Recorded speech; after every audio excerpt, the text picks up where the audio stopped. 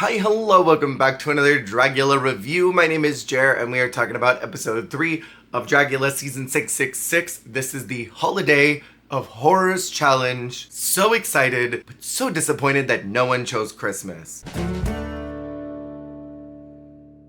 I was really disappointed that no one did Christmas. This is the perfect opportunity to pull out the most disgusting Santa or a reindeer or a demonic gingerbread man. There were so many cool opportunities that were missed, but we did get some really fun looks in this episode. I'm excited to talk about them. Let's start at the very beginning. The group seems a little bit divided about Scylla coming back or Desiree coming back. To be honest, I feel like it seemed like Scylla's time. A lot of them really felt like Scylla deserved to go home in episode 1. So the delay to episode 2, while I disagreed with the bottom placement, energy-wise, Scylla did seem a little bit maybe not ready for this group. Whereas I do feel like Desiree maybe has a little more of that energy that's ready for this group in particular. And then Auntie confirmed that someone has been confirming that Aurora is there. Auntie knows something and is not spilling the beans.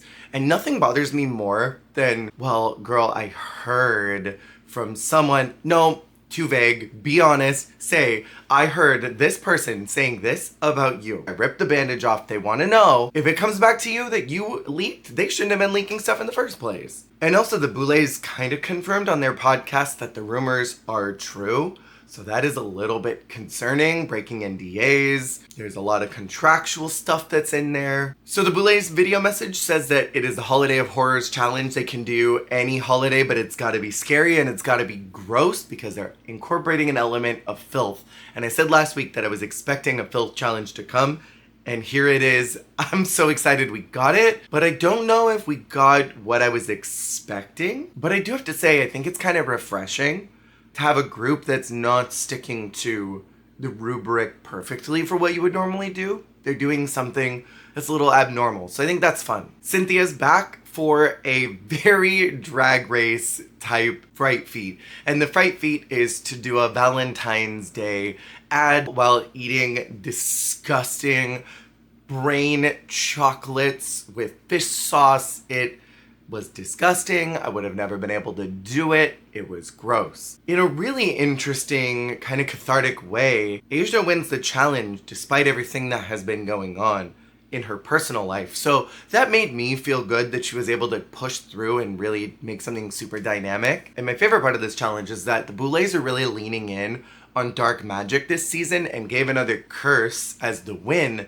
And Asia chooses to curse gray matter in giving them the world's tiniest little mirror. And as someone who has gotten ready in mirrors that are not my normal, that's rough. But Gray turned it out. I was gagged at how good Gray looked. And I think it's a testament to these ghouls that have been getting the curses this season. They're so good at what they do that these little curses, like only paint with one arm or have a tiny mirror, is just not affecting them. So I'm hoping that maybe the ghouls decide to lean in on a weaker competitor next time, because I think when you get to a certain level of doing drag and you are at a certain caliber of that, nothing's really gonna affect or phase you if you know your face and your body and how you work and how to apply your prosthetics and your makeup and your wigs and your costumes. You could get ready in the dark and you'll be fine. Whereas some of the more green contestants are gonna be the ones who are actively gonna get hurt. And so I almost feel like those are the ones they should be cursing and get them out of there. Just kind of whittle down the competition, because the strong ghouls are gonna be there no matter what. They'll knock themselves out by getting in their own way. That's always what happens with the strong ones. They get in their head, they set the bar too high, and then they don't reach it. So get out some of the weaker competitors. I don't know. Maybe I'm just competitive like that. So then we had some really fascinating editing where we panned to Asia and Pi talking about how they wanted to establish an alliance, which I'm still really surprised that this has gone on such a teeter-totter of Asia saying, I don't know, I don't trust you, to telling the whole room, to then saying, okay, let's start an alliance. And I want to know logistically what that looks like. Are they expecting more curses to roll down the pipe?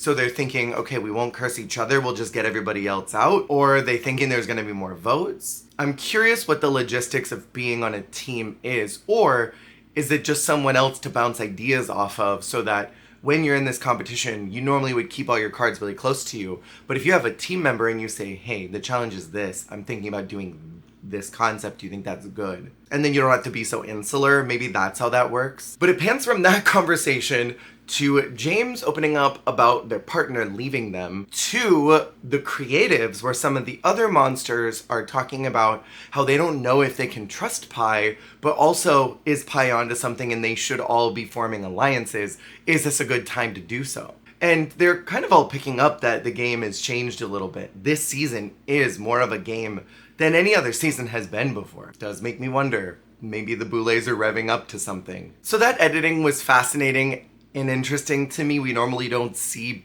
really strong cuts.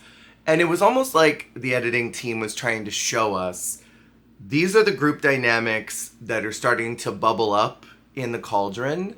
And we might see more from these individual little pockets. Keep an eye out for those groups and those ghouls, because things are emerging and this is just the foreshadowing of what's to come. Fascinating edit that we've never really seen on Dragula before. So let's get into the main floor show. I want to talk about the Boulets first because they looked so good. Normally we don't see them in contrasting colors. They're usually very symmetrical with each other. But both of their hair being slightly different in this very Lucille Ball going out to buy a hat wig was really cute. I like that the strands in the wig, the contrasting colors, were literally opposite to each other. And they just looked like cute couture pumpkins. So once again, our challenge is Holiday of Horrors. Do something horrific, do something gross. We start out with Auntie Heroine coming out in a Halloween look. I feel like we've seen another competitor in the past do a candy thing. My brain is telling me, was it Erica? I feel like Erica did a candy look, not that they're even comparable.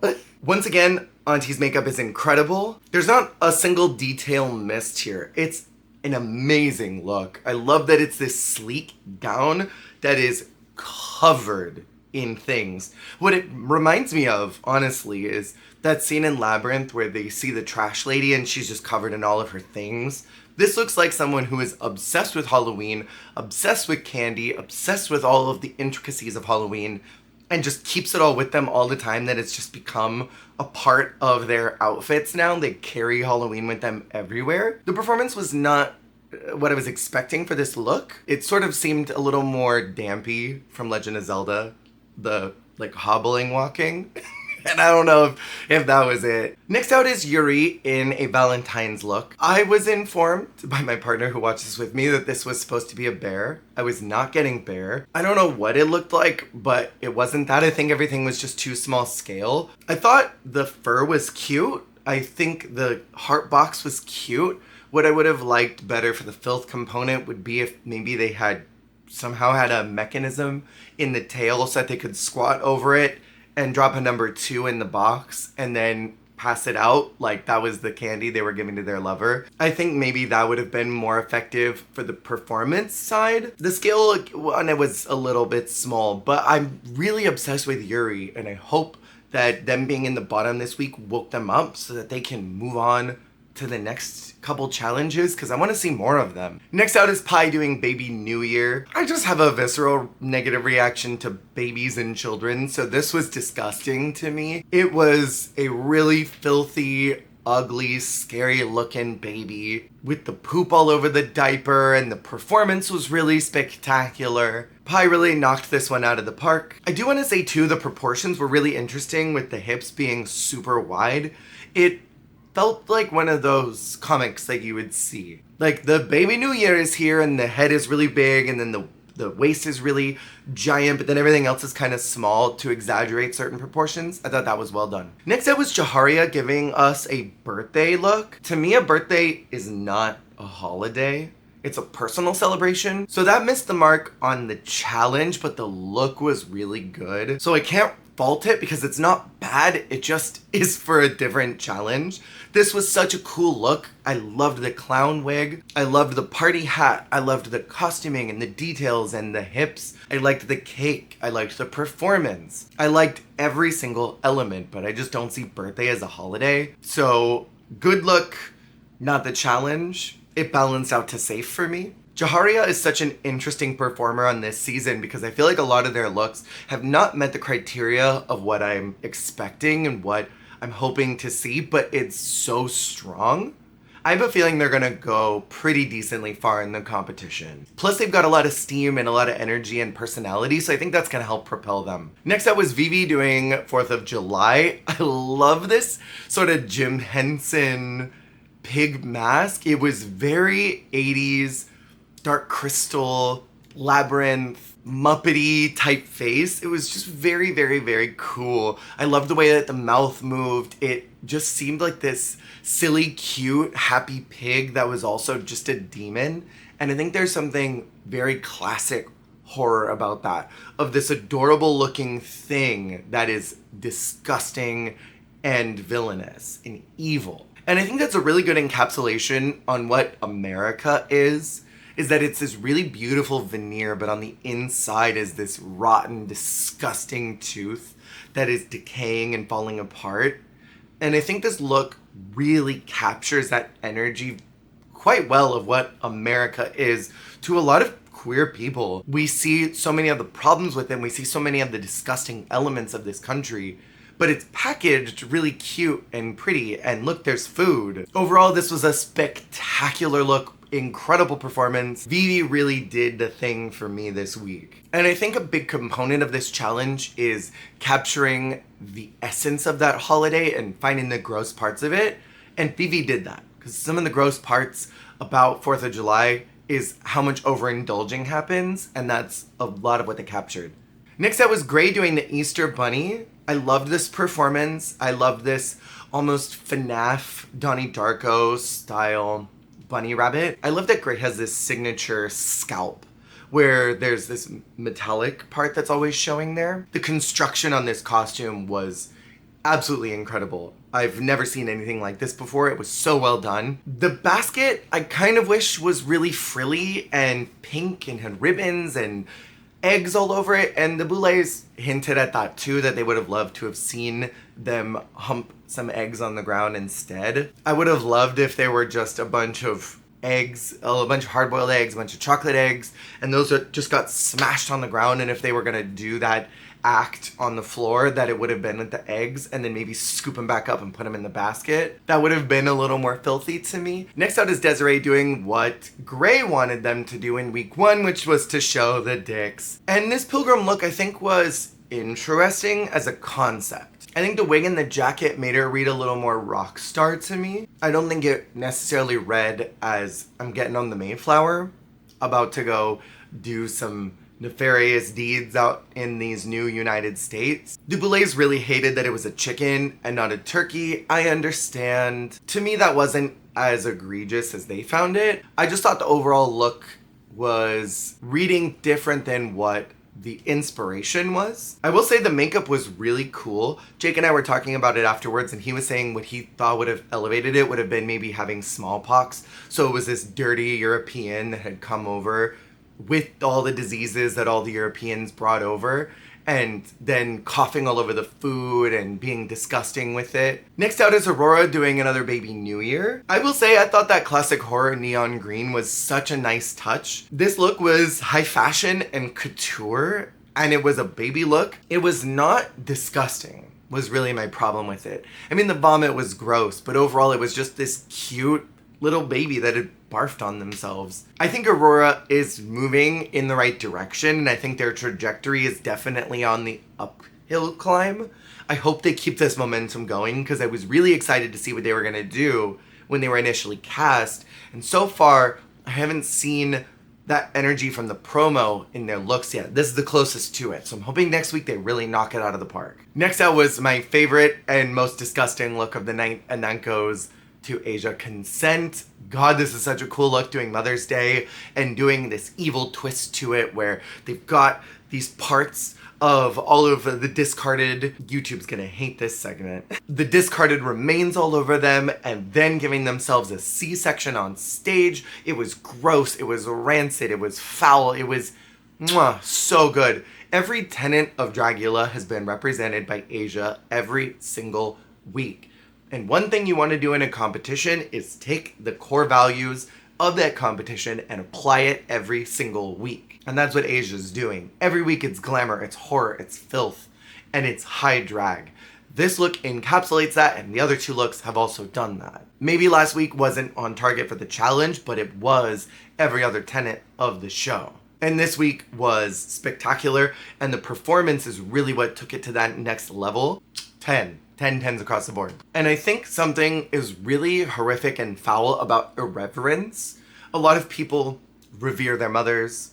They care about their mothers. They care about that idea. So to take it and be sort of sacrilegious with the holiday was a smart idea and really nailed the assignment. And then Majesty came out doing another 4th of July, Independence Day. I don't think this was filthy. I don't think it was horrific. It was a cool costume, but it didn't meet the other parameters of the assignment, so it was kind of low safe for me. But the scale of the stilts, whoa, that was cool. So I just want to say, as a personal aside, I said this last season during the filth challenge, I think self-pleasure is not a filth act to me. I think it can sometimes not be the best message to send out that that act is a gross thing. Obviously, public self-pleasure is different, but this sort of reads everybody's consenting to view it, so it's not really a gross act to me. So I kind of wish that we would get away from that in the Dragula sphere of doing self-pleasure. We only saw it a couple times, where last season I think we saw it quite a few times in that filth challenge. But that's just me, this personal side. I'm a huge sex-positive person, so that's an important message to me of destigmatizing that and not making it seem like this is gross if you do that. Obviously, when you screw with chicken on the ground, that's pretty disgusting. Speaking of food got thrown in the cauldron. We have Desiree and Yuri in the bottom two. This matchup made sense to me. Yuri seemed to be there specifically to wake her up, and the Boulets have done this before, where they see that someone is not present, so they put them in the bottom to jolt them and go, wake up, get in the competition, this is your last chance. They did that to Anna. And I think this is something that they sometimes need to do to the international contestants because they're not as cutthroat-minded as the American contestants are. They are thinking in a very different mindset. So I think sometimes they just have to kind of jolt them. The extermination challenge is a skydiving challenge, which is insane. I was so gagged. Every single challenge so far has been to the tens. This week, unfortunately, Desiree is out, which means that Yuri we will see again next week. I thought the extermination was interesting, dying in the studio. I kind of like that we're taking it back in this direction. Last week, I was a little bit concerned that Scylla got killed in the confessional chair. And then seeing what I believe was the cauldron, and Desiree coming back in and sort of looking around like, where is everyone? I'm back. Why is nobody here to congratulate me for being back? And then getting killed by the camera. It was really cool. It was very different. We haven't seen anything like that before. So I'm glad that we're reconceptualizing the exterminations and bringing it into the set. And then as my last final aside, I want to say I'm standing Auntie so much. The moment where food and drinks were flying in the cauldron and Auntie stops everyone and says, why are we fighting? And Desiree tries to say something and she goes, no. Why are we fighting? No. I'm standing this human being more and more every single week. They're so funny, and I can't wait to see them go all the way to the end because I feel it for them. Thank you so much for watching. I hope you enjoyed this review. I hope you enjoyed the episode. Let me know your thoughts in the comments below, and I will see y'all on the flip. Hey, thank you so much for watching. If you liked the video, make sure to click that like button. And if you want to see more, hit subscribe. Goodbye. They're just so good at what they do. Fascinating.